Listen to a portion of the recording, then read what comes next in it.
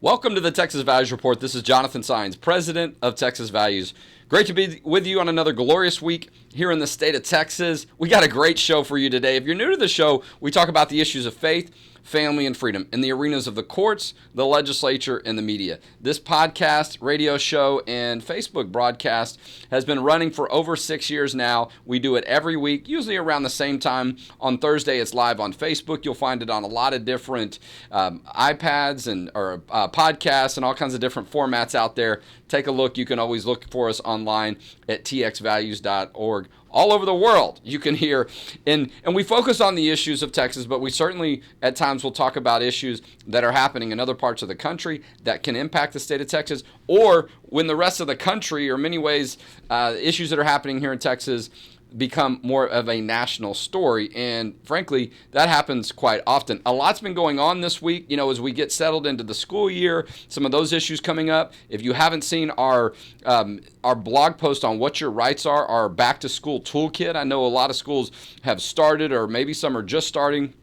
We'll see. And maybe you're in college and you want to know what some of your rights are. I just dropped my oldest son off at college earlier this week. I might talk a little bit about that later. And I think it's going to be relevant because I was in the district of our guest today on the Texas Values Report. I'm really excited to have a close, dear friend and one of the leaders up in D.C. in Congress, and who hails from right here in the state of Texas and represents Congressional District 21, which I was driving through on Tuesday. I'll talk a little bit more about that later. Congressman Chip Roy has been a guest before on our show, but just to let you know a little bit about him, former Chief of Staff for U.S. Senator Ted Cruz, also served as First Assistant Attorney General for the state of Texas a few years back, has his undergraduate degree from the University of Virginia, and he's a proud graduate of the University of Texas Law School, and he's been serving in Congressional District 21, elected in 2018, took office in 2019, has been serving the Central Texas folks there very well since then. Congressman Roy,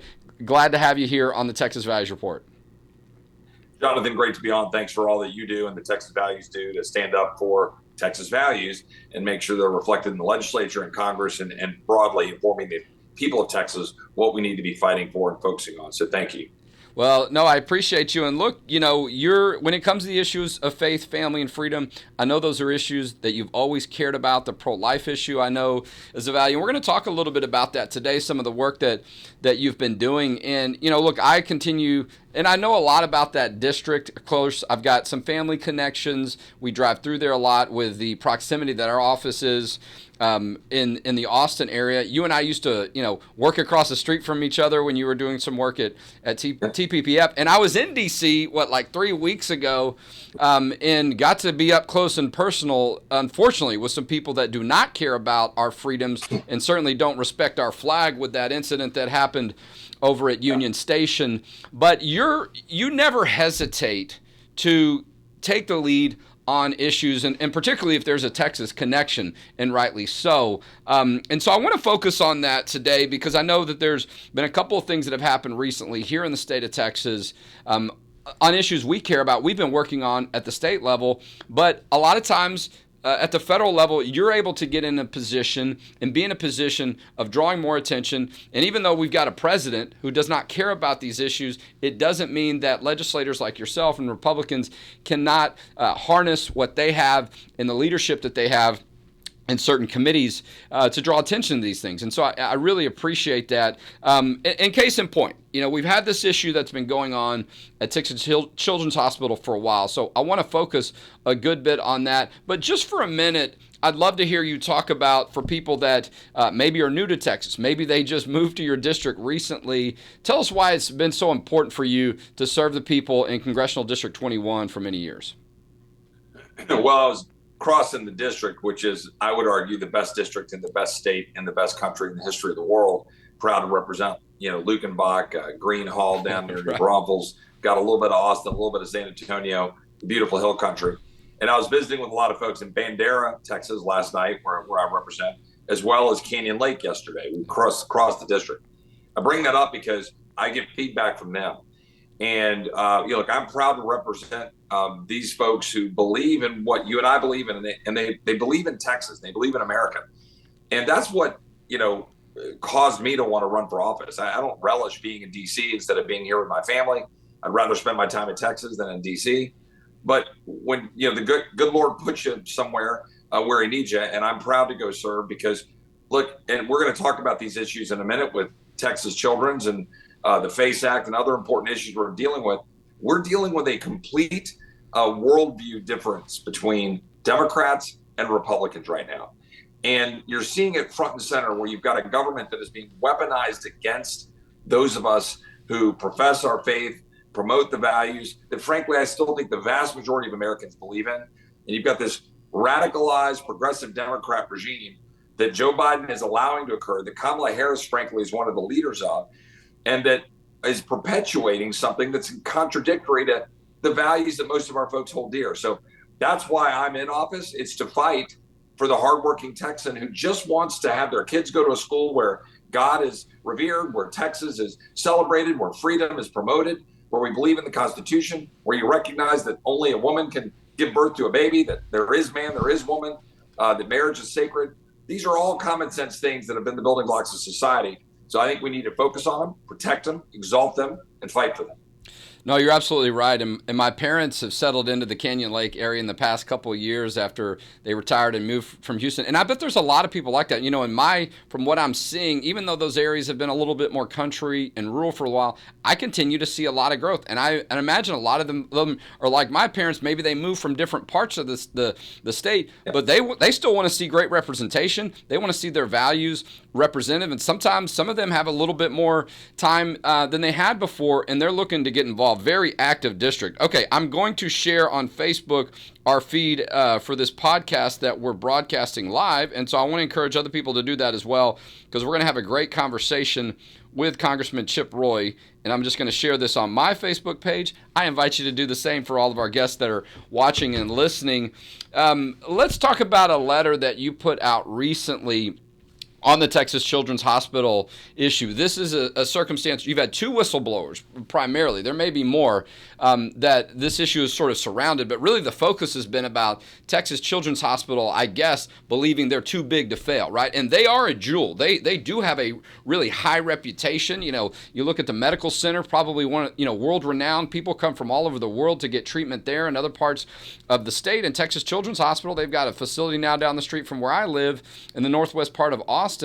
And so, but we find out you can't trust them, and when it comes to these issues of how kids are being taken advantage that are gender confused or aren't sure about their identity, and they've been engaged in these sex change operations, and we wouldn't have known that was true unless we, had Dr. Heim, and then now we hear about this nurse, Vanessa Sivage, but it seems as if they think they don't have to answer to anyone. And on June 27th, you put a letter together with some other members of Congress trying to put a spotlight on this issue and let them know that you want some answers. Tell us a little bit about why that was important for you.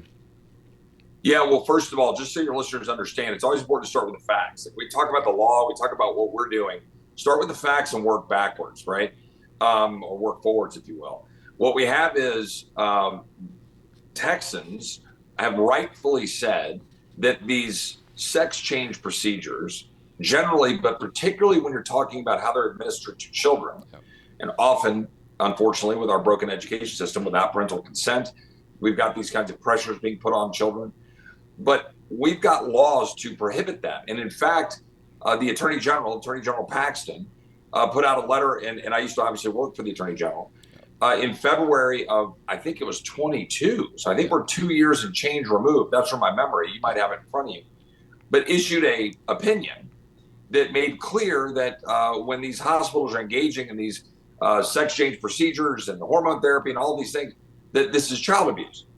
And this was something that I thought merited observation. Now, fast forward, and you have Dr. Ethan Heim, who is saying, wait a minute, this stuff is unlawful, and yet it's being carried out. It's still being continued. He speaks out. He says, wait a minute, this is not supposed to be occurring. And then suddenly, in June, I think June 17th, this year, he's indicted by the Department of Justice, weaponized against the people, because he dared speak out. I think it was for some HIPAA violations, or I can't remember what the exact indictment was. You might remember.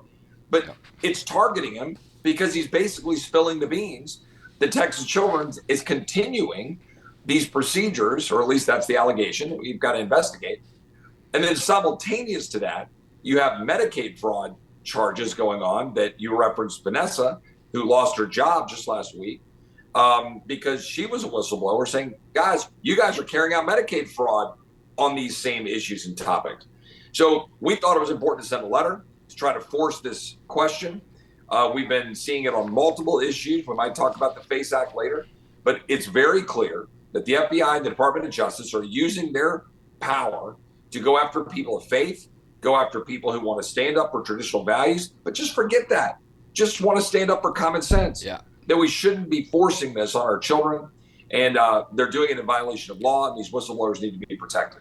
Well, and look, unfortunately, a lot of times these things continue because there's dishonesty. People are covering up, and you almost have to some degree, in order for them to continue to be perpetuated or people to think they're okay. Or there can exist sort of this also fear, right, where we shouldn't say anything even though we know it's not right. You don't want to lose your job. You got a big entity like Texas Children's Hospital. You imagine, they've got lawyers and all this other pressure that comes along with it. But yeah, this started to blow up last year because Texas was in the process, in part, of passing a law saying we're not doing that anymore, right? And in the process of that, you had Texas Children's Hospital come out and say, oh, we're not doing those. And in other words, sort of suggesting there's really no need for this law because we're not doing this. Dr. Heim is there as a resident, is like, wait a minute, I'm seeing evidence of this. It was necessary, in my opinion, for him to do that. They got put back on their heels.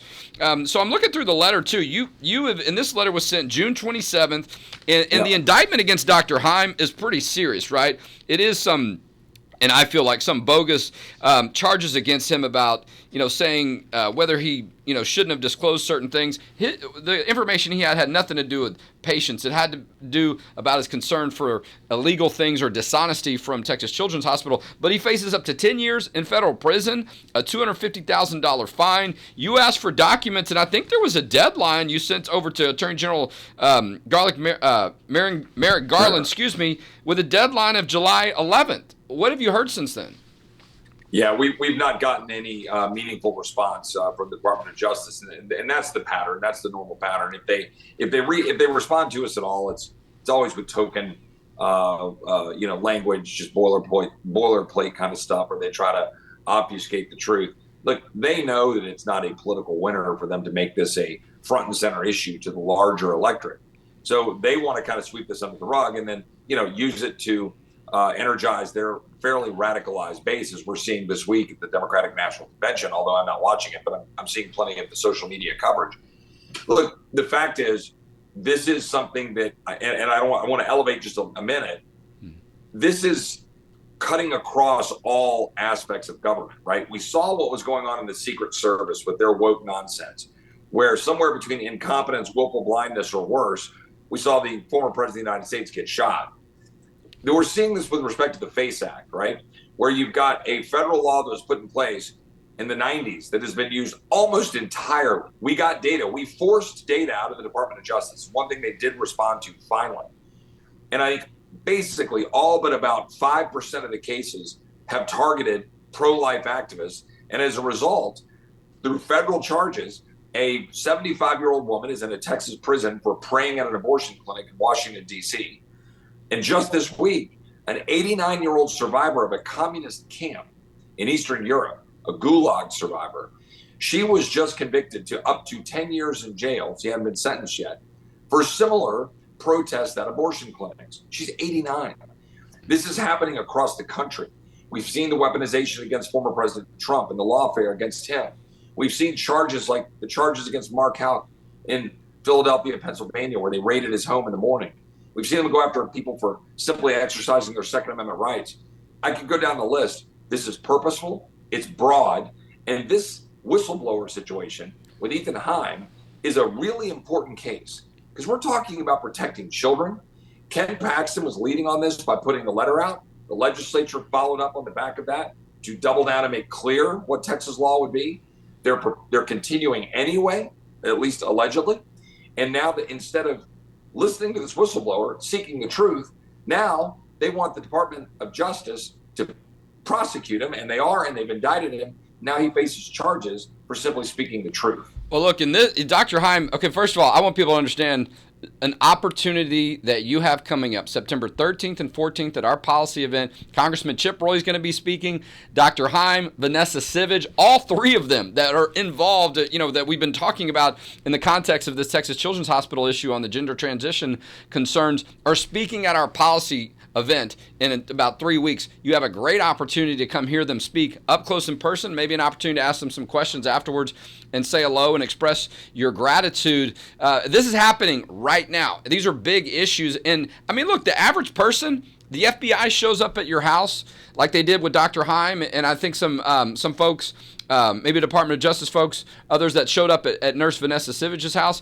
I mean, most of us, if not almost all of us, you're going to get nervous, scared. You don't have access to a lawyer, all those different things. You got the federal government coming up against you. Most people would fold and turn and run, or they'd be scared into silence. I mean, and that's not, saying anything negative to people about that. You understand why that would happen, and that's their intention, in my opinion, that they're trying to do. It's a way to censor you, to shut you up, to put fear into you.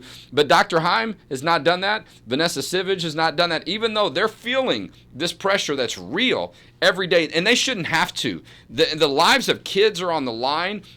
The medical community and its integrity is there. And so I commend you for asking these questions. And we have seen this on the pro-life issue. The pro-life movement has changed so much. These are peaceful people. I'm with you. I can't help but see this as politically motivated in a way to stir things up. But in the middle of this are people's lives are in the balance. What could people do? And look, they can call you and say thank you. There's no doubt. But what are other things they can do? Because I imagine there's some other whistleblowers out there that may want to come forward, but they're not sure who to talk to or what they should do. Is that something they could contact your office and say, hey, can you give me some insight? Can I tell my story? I mean, what would you suggest? Yeah, sure. First of all, if anybody out there is observing these kinds of things, whether it's in a hospital or anywhere else, schools, so forth, where the radical progressive Democrat regime is trying to force this stuff upon our kids, certainly reach out to our office, reach out to other conservatives that are in the legislature. We'll be happy to help. We'll work with folks like Texas Values to figure out what we can do. There's a lot of lawyers that want to be able to represent you. You have rights. You have rights under whistleblower statutes. You have other rights. You have free speech rights. And all these rights need to be protected. So make sure that you don't think that you can't speak out. Yeah. But I got to say one other thing, which is, look, it's going to get uncomfortable, and it's going to get increasingly uncomfortable. You're going to be forced. You, the average citizen, you are going to be forced to speak out and risk comfort in order to stand up for what is right, in order to protect your kids and grandkids. We always talk about how great it was on, the 80th anniversary of D-Day this June, or on Veterans Day or Memorial Day or July 4th. We talk about all the great things. Texas Independence Day on March 2nd, the Alamo. We go around talking about all the great things. Question is what are we willing to do? What are we willing to sacrifice? What are we willing to give up in terms of the comforts of our, mostly suburban lifestyle and being able to, go hunting in the fall or go to a college football game, which I'm happy to talk about. But all of those things, you got to decide, what are you willing to give up in terms of comforts in order to stand up for what is right? And a little girl or a little boy getting mutilated for some political agenda that is a radical minority of people that have gotten a stranglehold of the corporate establishment in the healthcare world and the education world. We have to stand up for them. I'm going to have to answer for a lot on Judgment Day, but I hope one of those things isn't that I turned a blind eye toward what was happening to children, whether it was our own American children through this nonsense with transgender, political action, or whether it's the little children that we just got an Inspector General report out of the Department of Homeland Security that this regime turned over 300 and something thousand kids back to the human traffickers and cartels and the criminal scum that abuse them for profit. Like, we are going to be judged for how we're treating our children. And we are not doing a good job right now as a society in our schools with all of this transgender nonsense, with our open borders. So I would just ask you to speak up, be unafraid.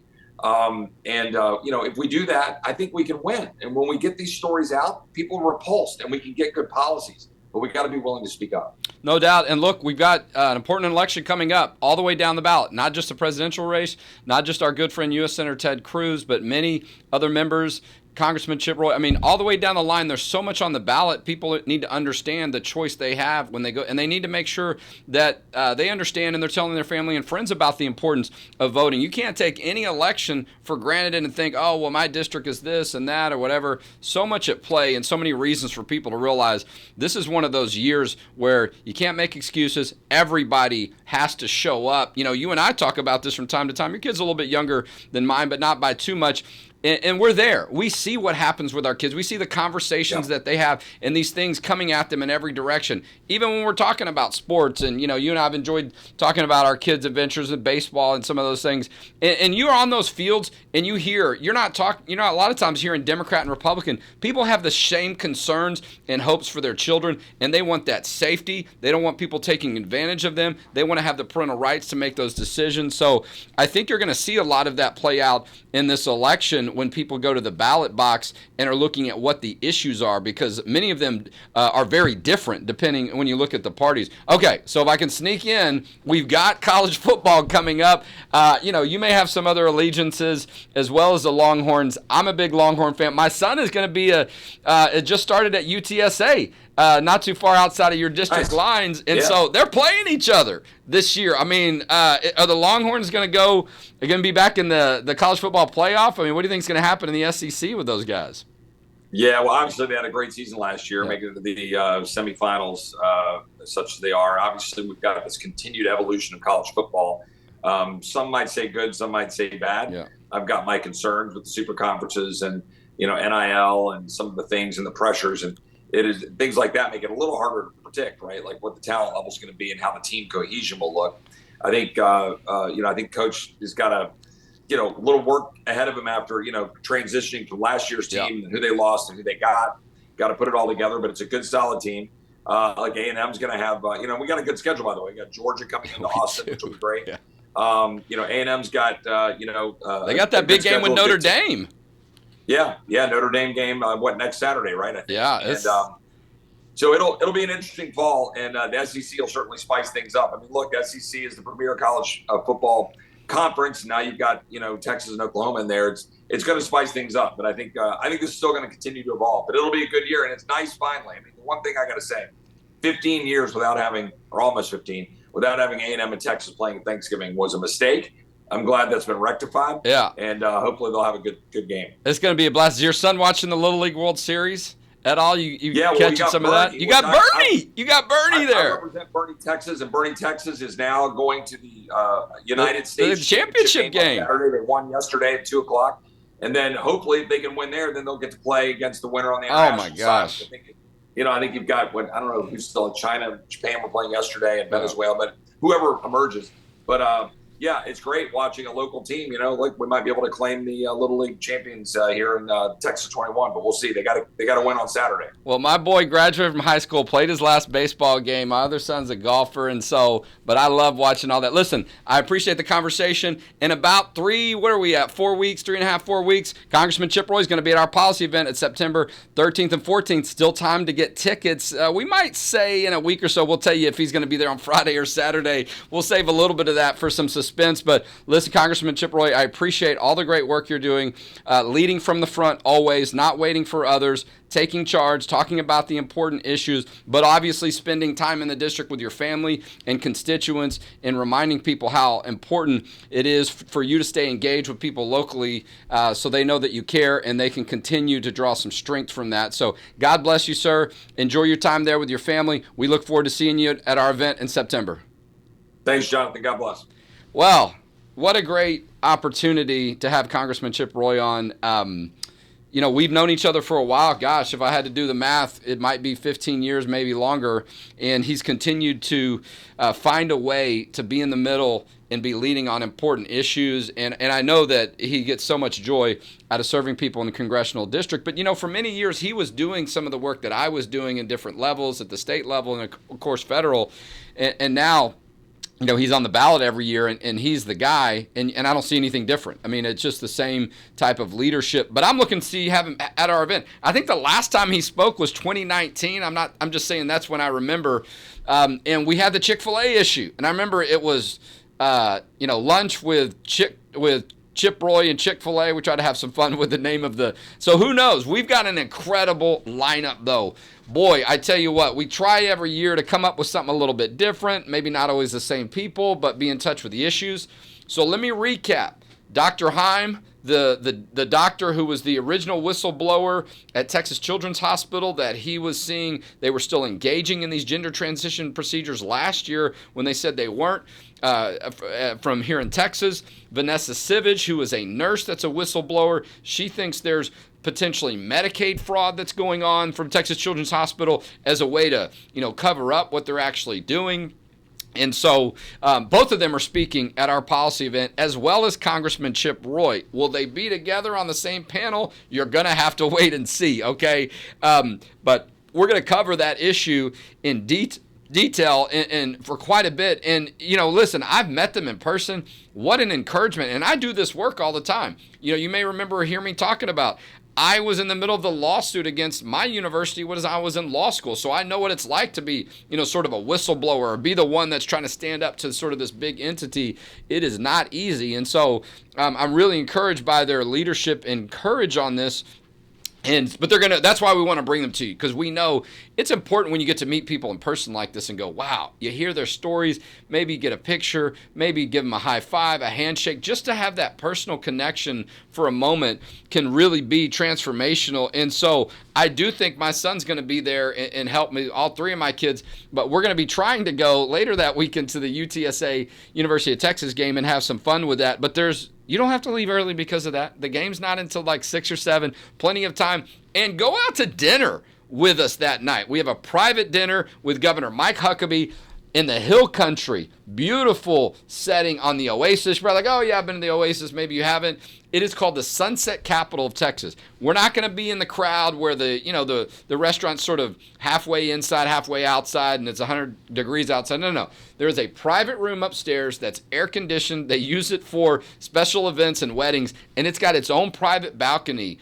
And it is set up specifically so you can take the best picture ever when the sun sets. It's incredible. Governor Mike Huckabee, he's never spoke at one of our events. I've met him several times, but we've not had the pleasure of having him at one of our events. So this is the first time. He's super excited about it. He's going to speak at that private dinner for the 2-day policy event. Still time. The event's going to sell out. The dinner's going to sell out. Please do not wait, because I get those calls all the time right before the event. Oh, I forgot. Can you squeeze me in? Can I still get a ticket? I can't guarantee that. It's going to be tight. So, don't take any chances. We're going to have Chick-fil-A at lunch on Friday. We're going to have barbecue at lunch on Saturday. For general admission, all of that is included with like 35 speakers. You've got Sid Miller, our agriculture commissioner. We've got Tom Oliverson, who's running for Speaker of the House. There's going to be a specific panel on who's going to be the next Texas Speaker of the House here in Texas. And, we had Briscoe Kane on last week, state representative from the Houston area. He says there's a lot of members already and enough that the numbers aren't there for Phelan to come back to get elected by his colleagues.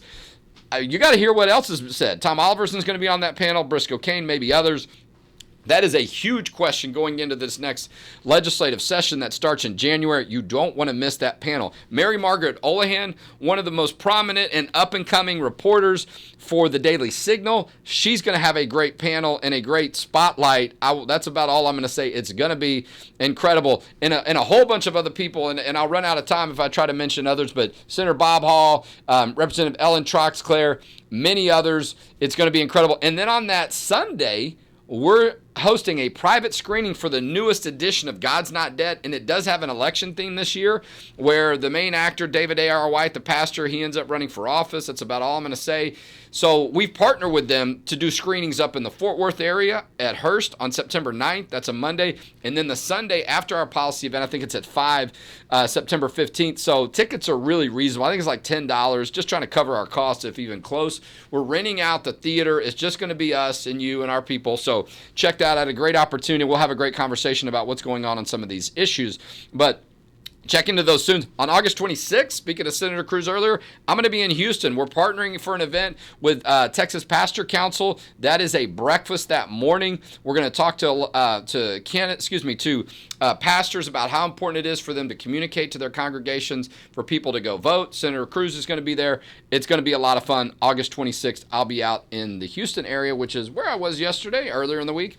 As I mentioned, I was out in the San Antonio area. My son's getting settled in at the University of Texas at San Antonio. Birds up, let's go 210, whatever, all the different things they've got out there. But it's going to be fun. So listen, if you want to volunteer at our event, and that's why I have my son coming to volunteer, this is a great opportunity. Student tickets are free. Okay, and you're like, really? Yeah, now they're limited. Okay, we're going to run out of those. There's only a certain amount, so don't wait and just think I can show up at the door and get a free student ticket. We're only going to allow a certain amount of student tickets, but for now, we still have that allotment, and they're free, but you might want to volunteer. Hey, listen, I'll make a deal with you, okay?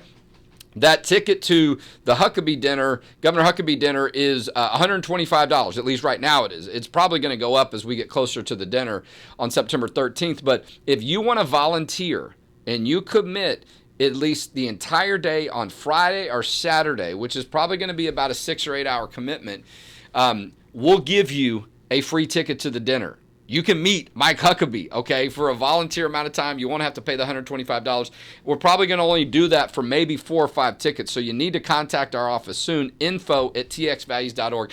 info@txvalues.org. Send us an email on that. Listen, we need your support. We're getting involved in a lot of different issues. You've heard about some of them today. We're back, we're putting the heat on Texas Children's Hospital. We're working with state legislators and congressional members to spotlight that more. We're helping some families that are dealing with some issues in public schools when the schools have just started. A variety of different things we're involved in. Want to make sure you're up to date on that, but those are reasons to support us. Check out our website, txvalues.org, and see the work that we're doing.